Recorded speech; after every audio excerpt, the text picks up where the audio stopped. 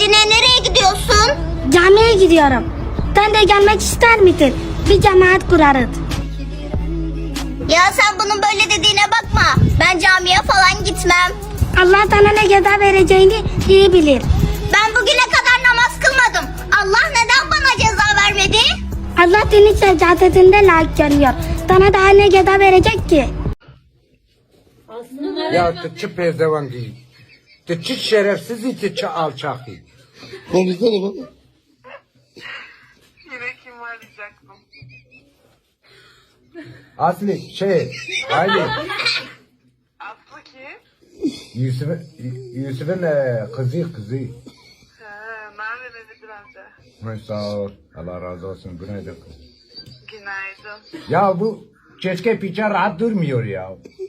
Ben Aslı'yı aratıracaktım. Telefon verdim o. Baba yalan konuşma, sen aradın, ben aramadım ki. Sık. Şerefsiz. Ben bundan sonra telefonu ona vermiyorum. Hadi. Niye kötü mü etti? Beni aramış işte. Yok. Senin kötülüğünden bir şey diyemem.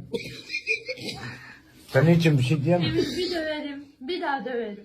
Ya Veysel askerden gelmişti. Geçmiş.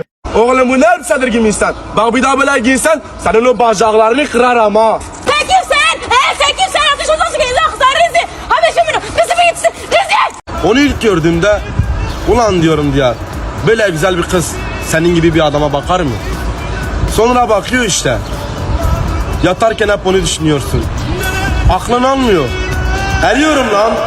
Sabahtan bitmedi ya. Oğlum telefonum çalıyor. Efendim canım. Bu durumdayım. İkinci villamdan çıktım, hadi üçüncü villama doğru gidiyorum. Ya araba yok ya, bu 5-6 tane böyle o Mercedesleri, ondan sonra sana söyleyeyim limuzinleri bırakmışım yıkama, onları yıkasınlar. Hemen alayım geleyim sakladığımı alayım, tamam. Yani çok şükür ben ama yani böyle zengin ekranı çok şükür. Ay valla Allah razı olsun. Ramazan patron geldi. Ya bunları bitirmemişsin. Bunları çabuk işini bitir. Git uğraşmaya ne yıka. Ne iş arıyorsun sen? Tamam abi. Keşke benim arabam limuzin olaydı, idarelerim olaydı. Bir de ayakkabı yırtılmış, ayakkabı alamıyor. Kıza sallıyor. Sen de her şeyine inanıyorsun. Az önce kıza bir ton parayı attık. Limuzin arabalarımız var, villalarımız vardı. Şimdi burası haydi.